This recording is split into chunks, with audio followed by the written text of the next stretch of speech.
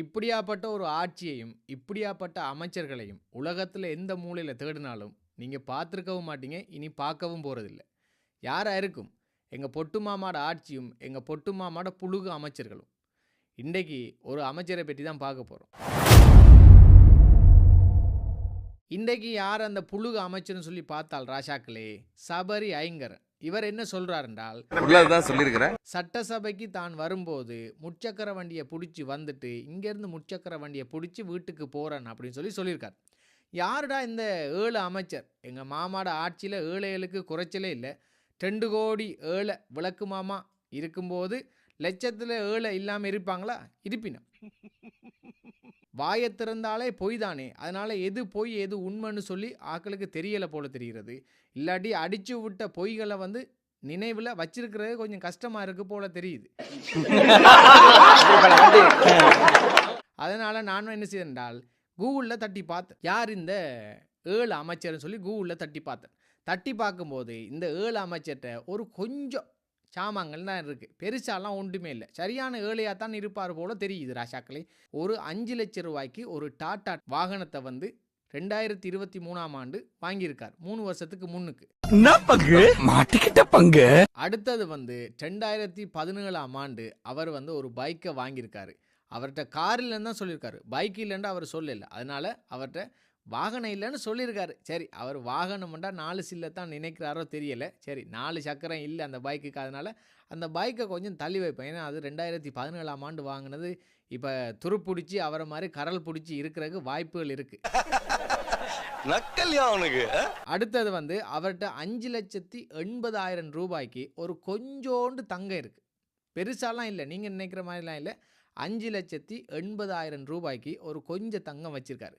மொத்தமாக அவருடைய சொத்து மதிப்பு எவ்வளோன்னு சொல்லி போய் பார்த்தால் 72 லட்சம் தான் வச்சுருக்காரு. ஒரு கொஞ்சம் கூட வச்சுருக்காரு. அப்புறம் நாளைக்கு 72.7 லட்சம் காட்டுதே. நீங்கள் 72 தான் சொன்னீங்க. அப்படின்னா தசம் 7 நீங்கள் ஆட்டையை போட்டிங்களான்னு சொல்லி கேட்குறது இல்லை. சரியே, அது 72.7 லட்சம், 72 லட்சம்னு வச்சுக்குள்வோம். சரியே, சரி, இவ்வளோ தான் வச்சுருக்காரு. இப்படியாப்பட்ட ஒரு அமைச்சர் தான், இப்படியாப்பட்ட ஒரு 7 அமைச்சர் தான் ஒவ்வொரு முறையும் அல்லது ஒவ்வொரு நாளும், இப்போ சட்டசபை அடுத்த நாள் வைக்கும்போது ஒவ்வொரு நாளும் அவர் முச்சக்கர வண்டியை பிடிச்சி வந்துட்டு முச்சக்கர வண்டியிலேயே அவர் வீட்டுக்கு போகிறார். தம்பி, ஒரு மனுஷன் போய் பேசலாம், ஆனா ஏக்கர் கணக்கில் எல்லாம் பேசக்கூடாது. இவர்கிட்ட கேள்வி கேட்குறாங்க, நீங்க சொன்னது பொய்யே அப்படி சொல்லி கேட்கும்போது அவர் என்ன சொல்றாருன்னா,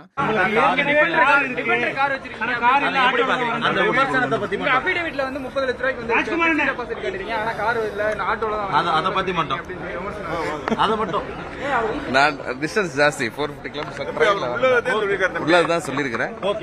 நிறைய சமூக வலைதளங்களை பரப்புறதா நம்பாதீங்க. தேங்க்யூ. இல்ல, நான் சொன்னதுதான் உண்மைன்னு சொல்லி ஆணித்தரமா அடிச்சு சொல்றார். முதல்ல கஷ்டமா தான் இருக்கும், அப்புறம் பழகிடும். அப்படின்னா கொஞ்சம் யோசித்து பாருங்க. இவ்வளவு ஆதாரத்தோடய இவ்வளவு பொய் சொல்றாங்க என்றால் ஆதாரம் இல்லாம எவ்வளவு பொய் சொல்லுவாங்கன்னு சொல்லி. ஒத்த ரோசா பிள்ளைய ரொம்ப அற்புதமா வளர்த்திருக்கமா. இன்னும் ஒரு உருட்டி இருப்பாரு. சட்டசபையில நான் நகைச்சுவையா ஒரு கதை சொல்லவான்னு சொல்லி கேட்டுட்டு சொல்லியிருப்பார். என்னென்றால், ஒரே ஒரு விஷயம் ஃபன்னா சொல்கிறேன். நான் கல்லூரி படிக்கும்போது காதல் தோல்வி. தான் கல்லூரியில் படிக்கும்போது தனக்கு ஒரு காதல் இருந்துதாம். அந்த காதல் புட்டிக்கிச்சான். இந்த காதல் ஏன்னு சொல்லியிருக்காருன்றால், தனக்கு காதலும் இருக்கல காரும் இருக்கல, காணாவில் தொடங்குறதுக்காக இவர் சொல்லியிருப்பாரு போல தெரியுது. காதலும் இல்லை காரும் இல்லாத எனக்கு இப்போ காதலும் தந்து காரும் தந்தாரான்னு சொல்லி நான் நினைச்சிட்டேன். இல்லை, காரும் தந்து வருமானமும் தந்திருக்காரு அப்படின்னு சொல்லியிருக்காரு. யார் கொடுத்துருக்காராம்? எங்க பொட்டு மாமா கொடுத்துருக்காருன்னு சொல்லி அவர் சொல்றாரு.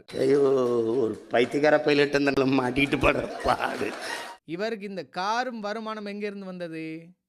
மக்களுடைய வயிற்றுல அடித்து மக்களுடைய வரி பணத்தை பறித்து மக்களுடைய பணத்தை கொடுத்துருக்காங்க இவங்களுக்கு. ஆனால் இவர் என்ன சொல்கிறாருன்றால், பொட்டு மாமா தந்தன்னு சொல்கிறார். இது பொட்டு மாமா தரையில, ஒட்டுமொத்த தமிழ் மக்களும் தந்த பணம். அதனால் பார்த்து கொள்ளுங்கோ, இப்படியாப்பட்ட அமைச்சர்கள் நமக்கு ஆட்சிக்கு தேவையானு சொல்லி. அடுத்த முறை நீங்கள் உங்களுடைய தலைவர்களை தெரிவு செய்யும் போது இப்படியாப்பட்ட உருட்டுகளை நீங்கள் தெரிவு செய்தால் எல்லாருக்குமே ஆப்பு வச்சுட்டு தான் போவீங்க. மீண்டும் இன்னும் ஒரு வீடியோவில் சந்திப்போம். நன்றி, வணக்கம்.